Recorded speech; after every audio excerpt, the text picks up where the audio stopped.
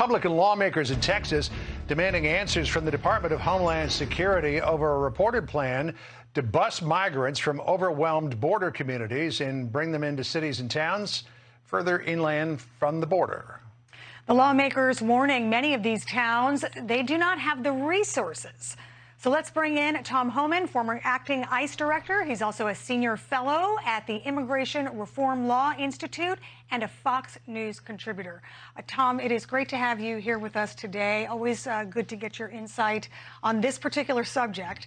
And so now we have these illegal immigrants coming in, going to towns inside the country. A lot of them don't speak fluent English. They'll have problems accessing resources.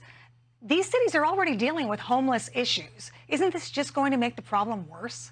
It's going to make the problem worse because they're creating an efficiency that you're not going to be in detention very long. You're not going to be in Border Patrol facility very long. We're going to get you into the interior to their final destination quicker, which is only going to bring more. All these things the department is doing, I've been talking about this for a year. They send a resource to the southwest border, process and release quickly. Why? Because when Fox broke the story on the Haitians under the bridge, 15,000 Haitians under the bridge, that was a bad story for the administration. So they're trying to manage the optics of the crisis. They don't want it to appear there's a crisis, because the secretary to this day says there's not a crisis. So separate them, spread it out, so there's no overcrowding, so there's nothing to see here. That's the only thing this administration has done. They haven't done one thing. No enforcement strategy. And I wish the lawmakers asked the secretary one simple question. What is your strategy? How do you want to enforce the law? Because I heard him say how he's going to enforce the law or what the strategy is. What's the long-term plan? So when DHS puts these illegal migrants who are down in the border and kept in these detention facilities on a bus and sends them to local communities elsewhere through Texas or California or Arizona or maybe even points north of that, what kind of an assessment do they do on what the impact will be to that community before they drive that bus in that direction? A great question, because Bill Maloogian broke a story a couple weeks ago. They're in such a hurry to release people. They're not waiting for vetting from the Bureau. As you know, there's a case where they released a male alien from Texas facility. The vetting didn't get back for 2 days. So they released him. When the vetting came back, he was hot on the terrorist watch list. And it took ICE a couple months to locate and arrest him. Now, how many more like that? And I keep going back to the 800,000 gotaways, right? We know there's 800,000 recorded gotaways because they're on camera or they're on drone traffic. We got videos of them. Border Patrol couldn't respond. They've arrested people from 161 different countries. Some of those countries sponsor terrorism. Terrorists don't want to be arrested. How many of the 800,000 came into this country and there are no suspected terrorists going to do us harm? That's an issue. But now we even know those in custody are being released so quickly, vetting isn't properly done. And they're releasing people with positive hits. There isn't time to do the proper vetting. So I want to bring up some numbers now. We're talking about, you're mentioning all of these numbers. Let's take a look at the numbers from May, which I believe are record-breaking numbers. If we can put that up on the screen, 239,416. And look at this, fiscal year 2022. I mean, these numbers are just unbelievable. How does it stop? Well, look at the total. Look, you've got to enforce the law. If they want it to stop, turn on the Trump policies. People are going to say what they want about President Trump. They say his policies are inhumane. He gave us the most secure border in my lifetime. Illegal immigration down to a 40-year low, down 83 to 90%. The border was locked down. And when the border's locked down, you save lives. This administration, since Joe Biden became president, has 2.9 million encounters.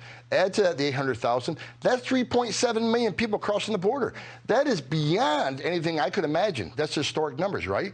But Biden says his policies are humane. And I'll argue because record number of migrants have died in the first year of Joe Biden, more than any year I can remember. Over 100,000 Americans have died from the drugs that are pouring across the border because 70% of the border patrols are no longer in line. Cartels are making billions. The sex trafficking women and children are sky high. His policy is inhumane. Trump policies not only were humane, they saved lives, they protect our sovereignty. In the 4 years Trump was president, we arrested an average of 3 people on the terrorist watch list, 3. Joe Biden already had 50 known suspected terrorists in a year and a half. So you mentioned, Tom, our members of Congress asking Alejandro Mayorkas about all this. Congressman August Pfluger from Texas 11th Congressional District sent a letter to Mayorkas asking about a bunch of things. Among the things he said, because he represents San Angelo, which is a town north of San Antonio.